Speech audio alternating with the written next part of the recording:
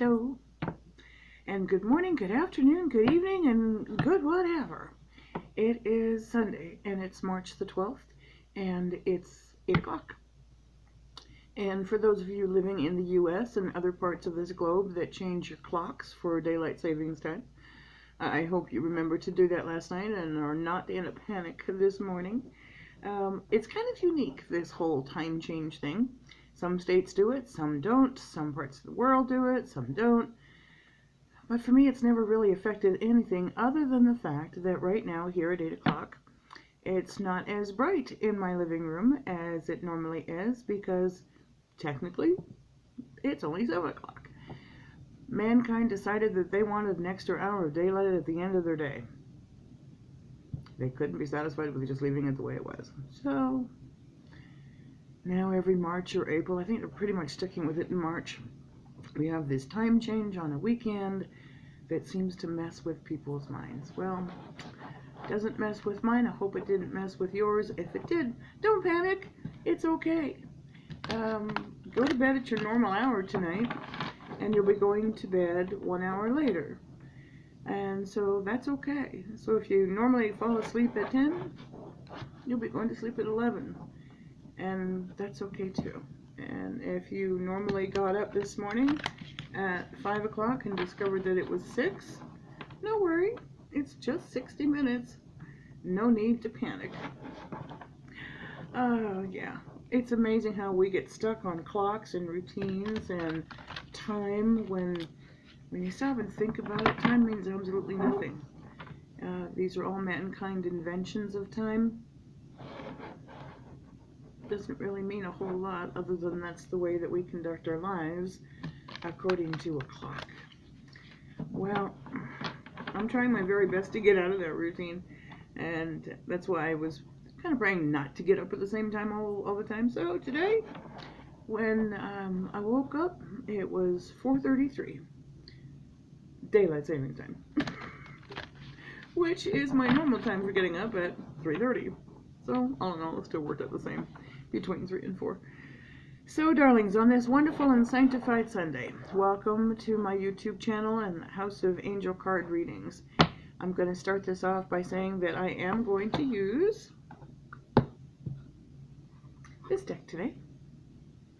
And I have bought some more decks, and they're on their way, so I'm looking forward to getting comfortable with them.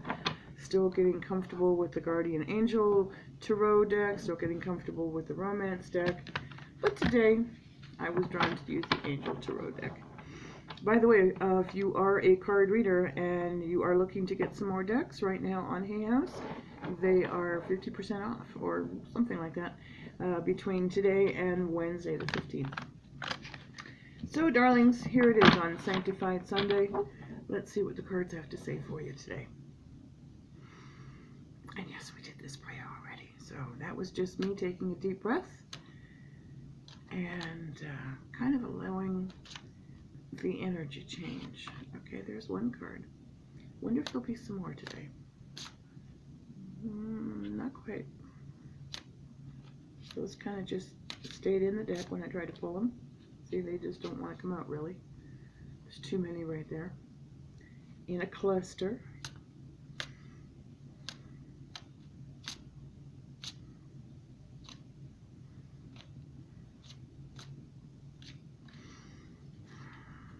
Maybe it is a one card read. We'll see. Don't feel like it is. Feeling that I just need to be patient. So patience it is. Yep, and there you go. That one kind of just fell out. Still feel like there's one more. For those of you who watched my video yesterday, I thank you for the comments and private messages I got about the wonderful mist that was behind me. It was rather unique and quite an experience. Today, I just still feel like there's one more. And I've been known to be wrong before. Nobody's perfect. Oh my. I have a feeling that might be the end card that fell out. Oh, maybe not. See? There you go. Alrighty, so let's now take a look at what your messages are for today. So, the one that leapt out, we're going to put you in the middle. But I have a feeling you're actually the end of all things. Well, maybe not. We'll take a look. Oh, goodness gracious, darlings, here we go. So, today, your card is starting off by sharing with you the Nine of Air. And as you can see, it's this wonderful herd of unicorns, kind of all sort of sitting around and kind of not doing a whole lot of much. They're kind of looking kind of somewhat depressed, actually. And it's talking about expecting the worst with self-fulfilling prophecies and sleepless nights. Okay, so let's talk about that for just a minute. Expecting the worst. Why in the world would you allow your mind to go there? When you expect the worst, guess what? What you're sending out is going to come right back to you. Which is why it talks about self-fulfilling prophecies. You know, thousands and thousands of, well, maybe it's an exaggeration, but most people that are in the intuitive business, if you will, or in the spiritual realms, such as, you know, what we're doing here today, will tell you to maintain a positive attitude, to think positively, to don't let things get you down. Well, not so easy. But what I will share with you is that you are loved, and that you are protected, and that you're okay. And that's going to take some trust on your behalf to know that God is right there with you. So don't expect the worst. And if things are happening to you right now, just ask God for guidance on how to change them. It really is that simple. And I really do mean that respectfully. It's, if you feel these negative thoughts kind of floating in across your brain, we all get them. I get it. What I normally go is stop, no more, and then change the thought process. So, because when you allow that to continue, then your mind kind of wanders off, and it kind of keeps on going, and then it keeps doing another scenario, and then it becomes overwhelming, and then the what ifs pop in, and the doubts pop in, and the fears pop in. But if you stopped it, and it's going to get here, but if you stop it, then you don't have to focus on where that's taking you. So there is no need for sleepless nights. There's no need for that kind of worry or concern. When you go to sleep at night, say, Lord, here I am. I'm going to give you a wonderful one that James Von Praagh says a lot, and I use it quite often, and it's in no way meant to sound egotistical. But it's a wonderful phraseology, and it is, happy am I, healthy am I, holy am I. And one from Dr. Wayne Dyer, whatever you say after the words I am is what you become. So be careful when you say the words I am. I ask people a lot of times, hi, how you doing? And they go, I'm tired. Well, guess what? Then they're going to be tired. I'm sick. Well, guess what? You're going to feel sick. But if I turn around and say, I am blessed, I am fine, I am good, then yeah, it's going to happen. I don't want to spit out of my mouth the poison that is going to affect me and those around me. So if you ask me how I am, my darlings, I am blessed. And I want that same feeling for you as well. This now explains to me why the second card sort of did this leap out of the deck, because it's the Four of Water. And the water suit is very, very centered towards emotions, the ebb and the flow, the tide, and speaking of which, we have the full moon. So if you're feeling kind of restless and kind of emotional right now, today is the day of the full moon. I'll take a sip of my coffee so I don't cough at you. Cheers. And the Four of Water kind of reflects to, believe it or not, this one.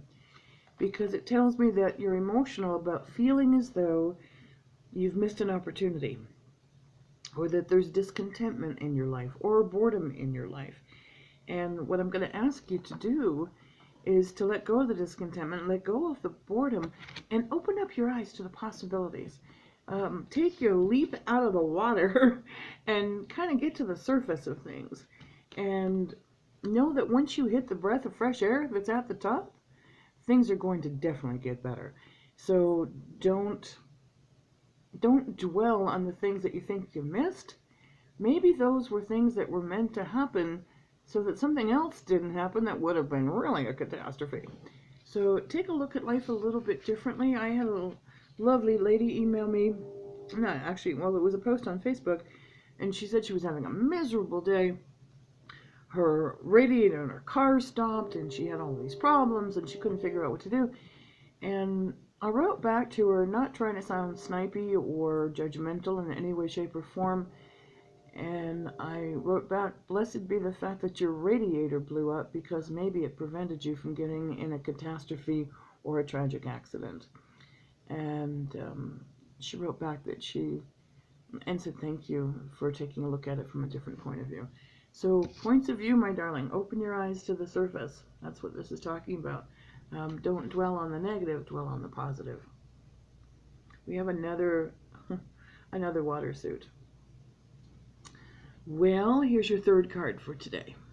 And I'm going to get a little bit closer for you because it's such an amazing picture. It really, really is. And it is the Knight of Water. And as you know, the Knights are also cards of action, emotional, romantic, enthusiastic, and all contemplative and kind of dwelling in the emotions of love and of life. And it says, falling in love or wedding proposals. See what happens when you take a breath of fresh air? Alrighty. The need to balance my eyes, emotions. Yeah, we're talking about, again, get out of the water and get to the surface. An invitation to a social event. So, sweethearts, I have a feeling that there's someone out there right now that's watching this that gets maybe occasional invitations to social events, but your friends and your loved ones are getting to the point where they know not to ask you, because you'll either say yes and not show up and find an excuse as not to go, or you'll just say a flat out no. It's time to start saying yes. It's time to start getting out there. It's time to start going for social gatherings. Do them, of course, at your budget convenience, at your time convenience, but let's not make excuses for why not getting out there with mankind again. I have a feeling that once you do that, you're going to fall in love not only with someone, but I think more so falling in love with life again, and that sense of freedom when you can breathe God's fresh air and engage in lively conversation and in emotions you haven't felt in a very long time. So on this Sanctified Sunday, I am going to say namaste. Walk in peace.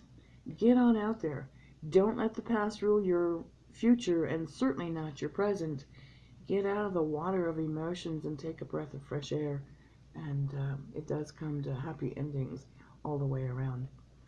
As you know, I launched my book this week, and you can find it now at Amazon. I tried to do a search for Leap of Faith, and I was surprised at how many there were titled that way, all on different topics. But if you type in my name, Monika, M-O-N-I-K-A, Phillips at Amazon, you'll find it. And it is on pre-order right now. It's getting released a week from today on Amazon. And so it's the pre-release, and it is the same price on my website as well. And that is, of course, houseofangelcardreadings.com, where I not only have the book available for ebook, and that's Mobi and EPUB and PDF digital. It's only $4.99. I'm hoping that you'll enjoy it, and it'll be an inspiration to you on why taking a leap of faith in a multitude of things is really, really, really important. If you'd like to book a reading from me, of course, it's on the same website. Come join us on Facebook as well by the same name, House of Angel Card Readings at Facebook or .com. And if you'd like to send me an email about doing a fundraiser or an event, then you can use my business email as well, houseofangelcardreadings@gmail.com. Have a beautiful day. I would like to do a shout out here, though, to the lovely ladies that have already bought my book. I thank you sincerely for doing so. It has been a pleasure to send that to you, and for getting some of the feedback already. You made my heart sing. So with that, blessed be your Sunday. Namaste. And as always, thanks for watching.